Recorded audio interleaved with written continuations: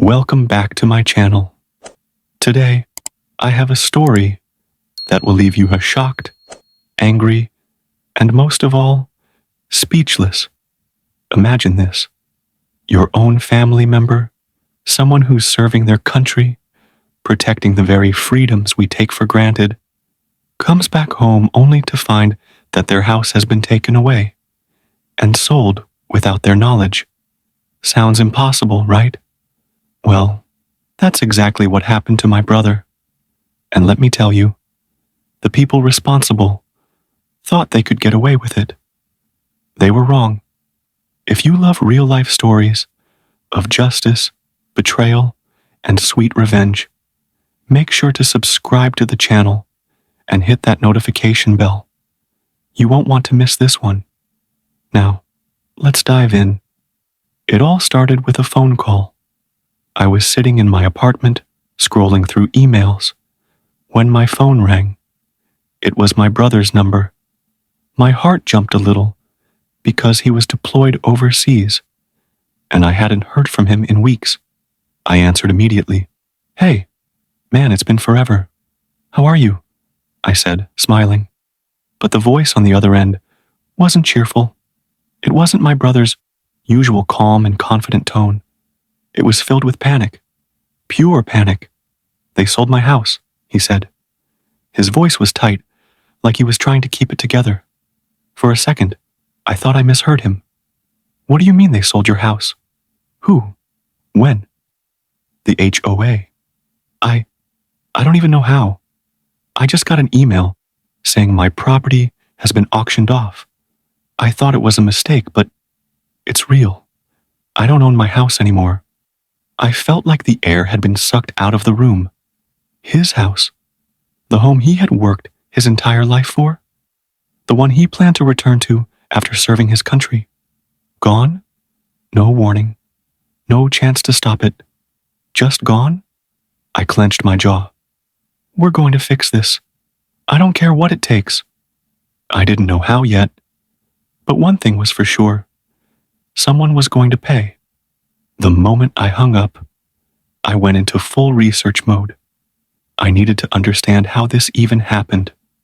My brother had been deployed for nearly a year, but his mortgage was paid, his bills were on auto pay, and as far as I knew, everything was in order.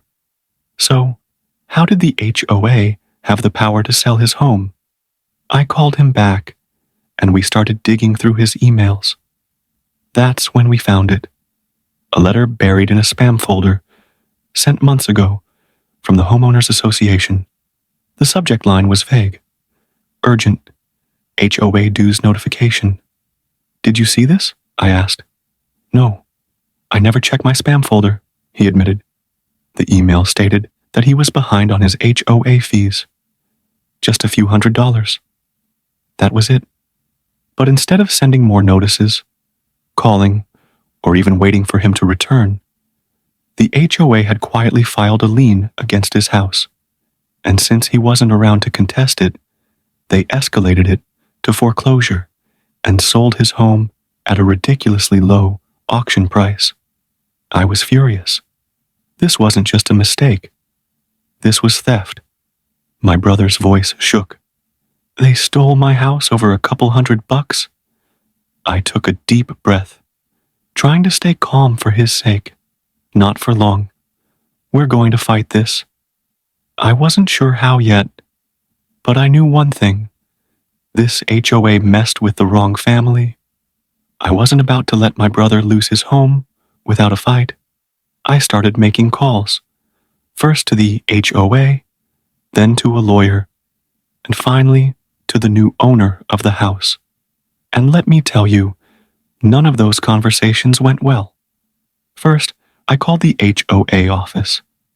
A smug-sounding woman answered. "Homeowners Association. How can I assist you?" I kept my voice calm, but inside I was boiling. "Yeah, I need to talk to someone about an illegal foreclosure on my brother's house." There was a brief silence. Then she said, "Sir, all foreclosures go through the proper legal channels. If the home was sold, It means the owner failed to meet their obligations. Are you kidding me? He's an active duty soldier. He was deployed. You think it's okay to sell someone's house over a couple $100s in fees without even confirming they knew about it? Sir, if you have a complaint, I suggest you take it up with the board. I gritted my teeth. Oh, I will. Next, I called a lawyer, and that's when things got really interesting. He listened to everything, and then asked one crucial question. Did your brother notify the HOA that he was deployed? My stomach dropped. I don't think so. Why? Because under the Service Members Civil Relief Act, SCRA, homeowners on active military duty are protected from foreclosures. If the HOA knew he was deployed and still auctioned his house, they broke federal law. I felt a surge of hope. And if they claimed they didn't know? He sighed. That would be harder to prove. But if we can find evidence that they did know, or should have known, we have a case. I hung up and immediately called my brother back. Did you ever tell them you were deployed? Not directly, but they send all mail to my military P.O. box, so they had to know. A slow grin spread across my face. We had them. Now, it was time to turn the tables. With this new information, I knew exactly what to do. The HOA thought they could get away with this, but they didn't count on one thing: me fighting back. First, I started gathering evidence. My brother forwarded me every email, every document, every payment receipt he had from the HOA. Sure enough, all official communications had been sent to his military P.O. box. That meant the HOA knew he was deployed, or at the very least, they should have known. That was enough to challenge the foreclosure under the Service Members Civil Relief Act, SCRA. Then, I dug deeper into the HOA itself, and what I found made my blood boil. This wasn't the first time they had done something shady. A quick search online revealed complaints from other homeowners. People who claimed the HOA had wrongfully fined them, issued fake violations, and even forced other foreclosures. It was a pattern, one designed to push people out of their homes so the HOA board members could profit off cheap auctions. Now, I was even more determined. I met with the lawyer again, and we decided on the next move: a lawsuit, not just against the HOA, but against the individual board members responsible. My lawyer assured me that if we could prove they knowingly violated federal law, they could face serious legal consequences. But I didn't stop there. I wanted everyone to know what these people had done. So, I reached out to the local news. I posted about it online. I made sure the story got attention. If they thought they could hide, they were dead wrong. And just as I expected, once the pressure started, the cracks began to show. I got a call from an unknown number. When I answered, a nervous voice spoke. This is Greg Anderson from the HOA board. I think we need to talk, I smirked. Oh, I think so too. They were starting to panic, and I was just getting started. The moment Greg Anderson, the HOA board member, called me, I knew they were feeling the heat. These people thought they were untouchable, just another corrupt group using loopholes to steal from innocent homeowners. But now, they were scared. Greg's voice was shaky. Listen, I think there's been a misunderstanding. Maybe we can find a way to work this out. Quietly. I almost laughed. Oh, you mean quietly, like how you secretly auctioned off my brother's house while he was serving his country. That kind of quiet. He sighed. Look, we didn't know he was deployed. The process was legal. It was just unpaid dues, and I cut him off. Stop lying, Greg. You knew. The HOA sent all official mail to his military P.O. box. That means you had direct knowledge that he was on active duty and under the Service Members Civil Relief Act, SCRA, what you did was illegal. Silence. I continued. Now, here's what's going to happen. You're going to undo this sale, return the house, and compensate my brother for the damage you've caused. Or we move forward with a lawsuit that could cost you and the entire HOA board more than you ever imagined. Greg cleared his throat. I'll have to talk to the board. You do that, I said. But don't take too long. The news station I contacted is very interested in this story. Now the real panic set in. Greg stammered, Wait, you went to the media? Yep.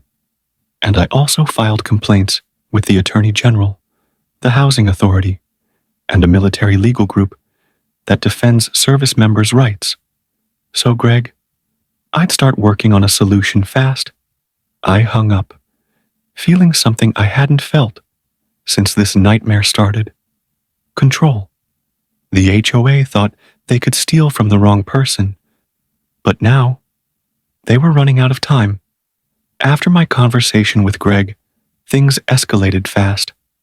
The HOA board must have realized they were in deep trouble because the next day, my brother got an email from them.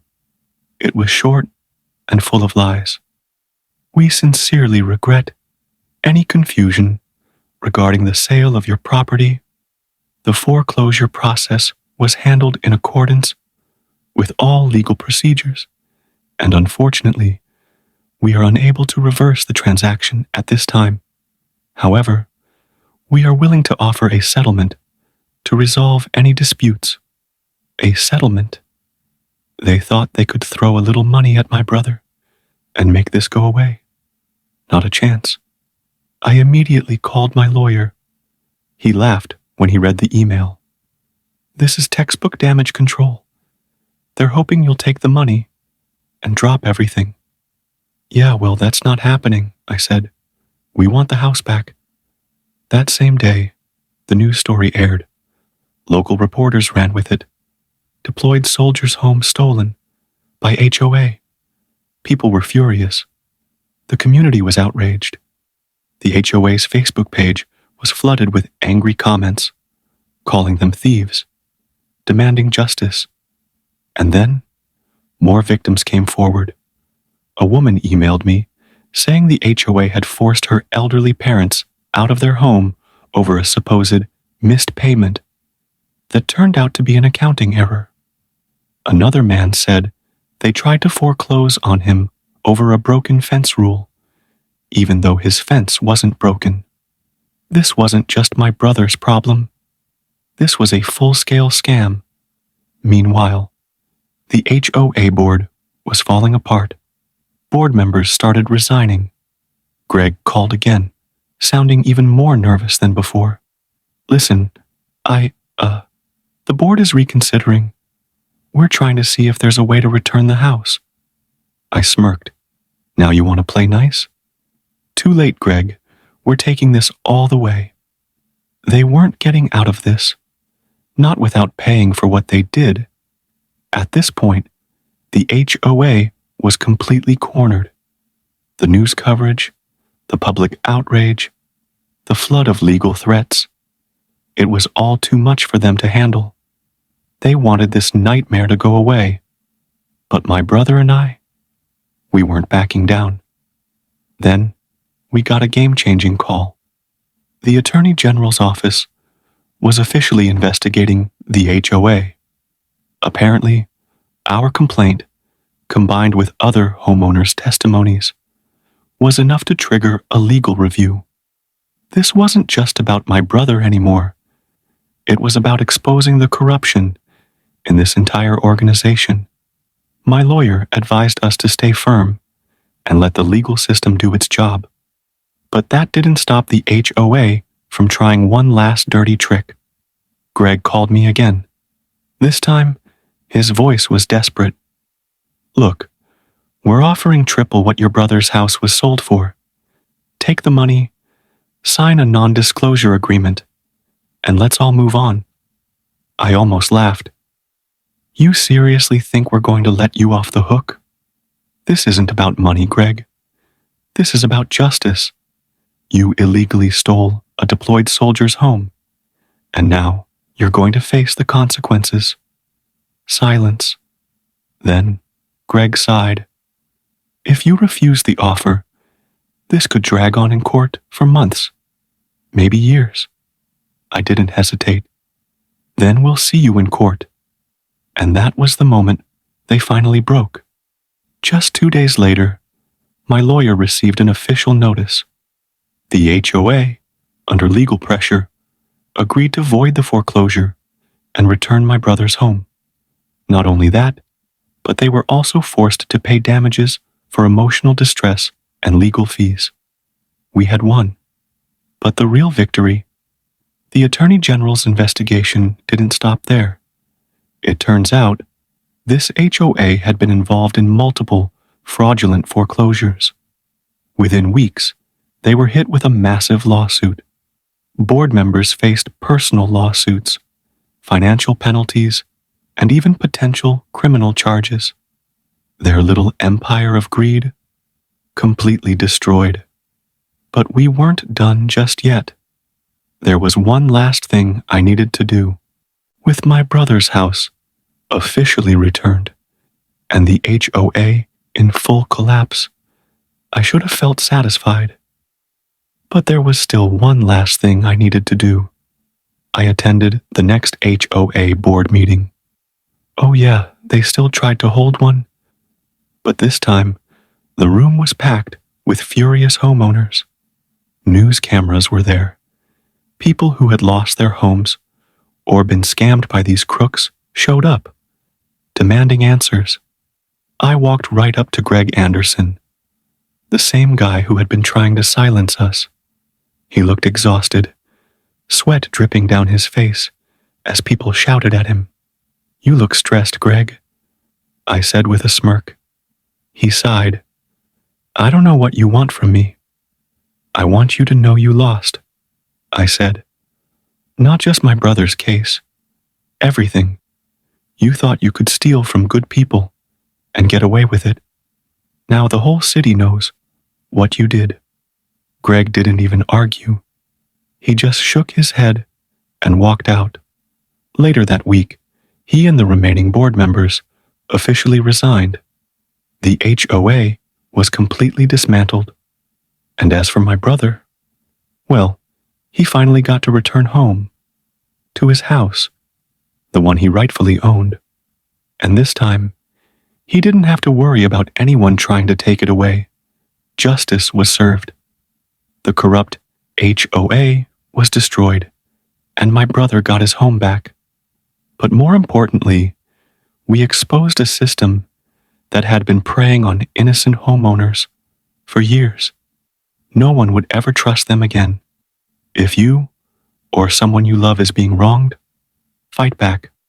Bullies, scammers, and corrupt organizations only win if we let them. But when you stand your ground and refuse to be silenced, you can make them pay. Thank you for watching. Don't forget to subscribe for more real-life stories like this. Justice, revenge, and exposing the truth. I'll see you in the next video.